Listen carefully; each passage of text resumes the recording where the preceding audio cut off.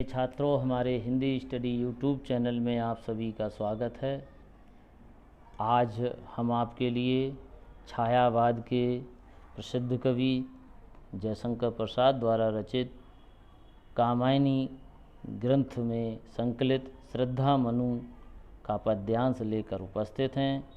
इससे पहले हमारी इस वीडियो को लाइक करें और हमारे चैनल को सब्सक्राइब करें। प्रिय छात्रों, आज ये जो श्रद्धा मनु का पद्यांश जो हम आज इस वीडियो में डाल रहे हैं, कई बार बोर्ड परीक्षाओं में आया है, इसलिए इसकी जो व्याख्या है, इस व्याख्या की वीडियो पूरी देखें। अधूरी वीडियो देखने पर अधूरा ज्ञान अच्छा नहीं रहता, इसलिए पूरी वीडियो देखेंगे तभी हमको हासिल होगा, क्योंकि बोर्ड परीक्षाओं में कंपटीशन का आज ज़माना है। इसलिए वे ही छात्र आगे बढ़ते हैं जो ध्यानपूर्वक अपने विषय में मन लगाते हैं। उसी की श्रेणी में आज हम श्रद्धा मनु का पैरा लेकर उपस्थित हैं और इस पद्यांश से न्यू पैटर्न के अनुसार बोर्ड ने अब पद्यांश के अंतर्गत 5 प्रश्न निर्धारित किए हैं। उन्हीं पद्यांशों को पढ़कर उन्हीं प्रश्नों के उत्तर देने हैं और हर प्रश्न 2 अंक का होगा।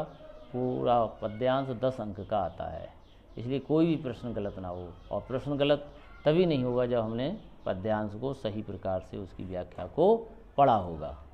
तो इस वीडियो को पूरी देखें, जिससे ये पद्यांश पूरा आपको याद हो जाए और इस पद्यांश के नीचे लिखे प्रश्नों के उत्तर आपको याद हो जाएं। चलिए प्रारंभ करते हैं। लिखा है, कौन तुम संसृत जलनिधि तीर, तरंगों से फेंकी मणि एक। जैसा कि आपको ज्ञात है कि इस कामायनी ग्रंथ में 2 पात्र हैं मेन, श्रद्धा और मनु। कहते हैं हम सब लोग मनु की संतानें हैं और इसलिए हम मानव कहलाए।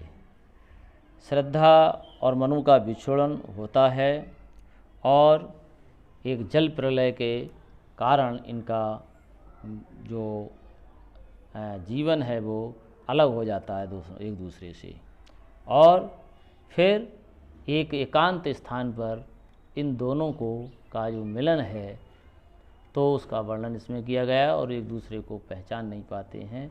और श्रद्धा में बैठे हुए एकांत में जो मनु हैं उनको पूछ रही है कि तुम कौन हो, उनका परिचय पूछ रही है।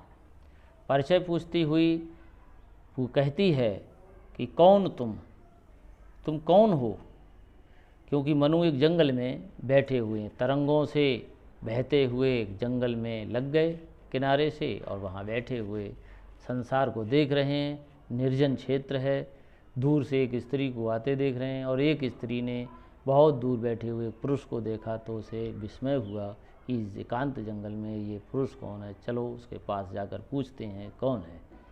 और पूछती है कि संसृत जलनिधि तीर, संस्कृति कहते हैं संसार और जलनिधि कहते हैं सागर के लिए।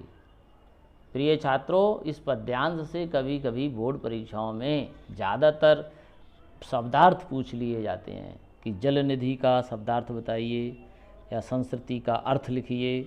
तो हम आपके लिए इस वीडियो में शब्दार्थ बताते हुए चलते हैं, जिससे आपको इनके अर्थ याद हो जाएं।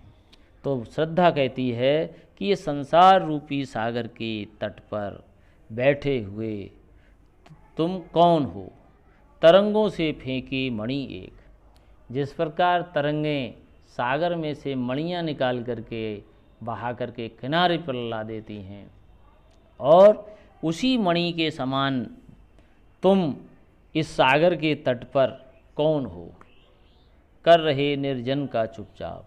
और जिस प्रकार वो मणि सागर के तट पर अपने प्रकाश से उस निर्जन क्षेत्र को प्रकाशित करती है, ऐसे ही इस निर्जन क्षेत्र में तुम बैठे हुए अपने तेज के प्रकाश से इस निर्जन क्षेत्र को प्रकाशित करने वाले तुम कौन हो। प्रभा की धारा से अभिषेक, अभिषेक माने होता है स्नान करना, और अपनी प्रभा से अपने तेज की धारा से इस निर्जन क्षेत्र को स्नान कराने वाले तुम कौन हो। अभिषेक माने स्नान कराने वाले और प्रभा की धारा माने अपनी तेज की धारा से स्नान कराने वाले तुम कौन हो, अर्थात तुम्हारे अंदर से जो तेज निकल रहा है, ऐसा लग रहा है कि तुम इस निर्जन क्षेत्र को अपने तेज से स्नान करा रहे हो। मधुर विश्रांत और एकांत, और तुम इस एकांत में बैठे हुए हो और विश्रांत माने थके हुए, तुम थके हुए लग रहे हो। तुम बताओ कौन हो? जगत का सुलझा हुआ रहस्य, और इस निर्जन क्षेत्र में मेरे लिए तुम एक रहस्य बने हुए हो, और रहस्य बने होने के साथ साथ एक उलझे हुए रहस्य बने हुए हो, सुलझा हुआ रहस्य हो तुम। एक करुणा में सुंदर मौन, तुम्हारे अंदर देखकर ऐसा लगता है, तुम्हारे हाव भाव को देखकर, तुम्हारे चेहरे को देखकर ऐसा लगता है कि तुम करुणा में डूबे हुए हो, किसी दुख में पीड़ित हो, और फिर भी तुम मौन हो।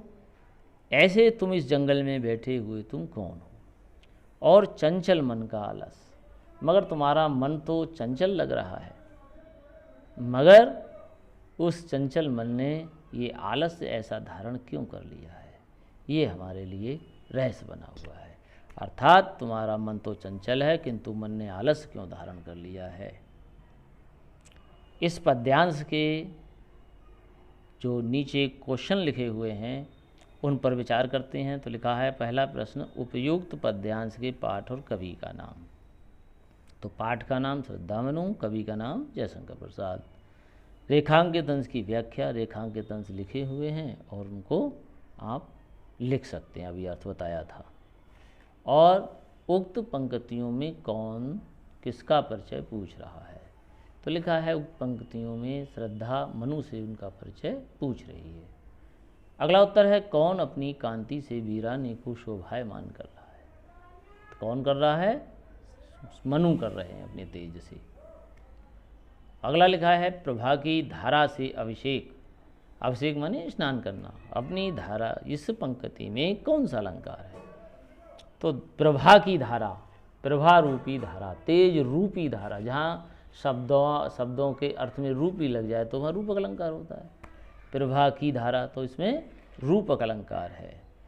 प्रिय छात्रों, हमारी ये वीडियो आपको पसंद आई हो तो हमारे हिंदी स्टडी यूट्यूब चैनल को सब्सक्राइब करें। धन्यवाद।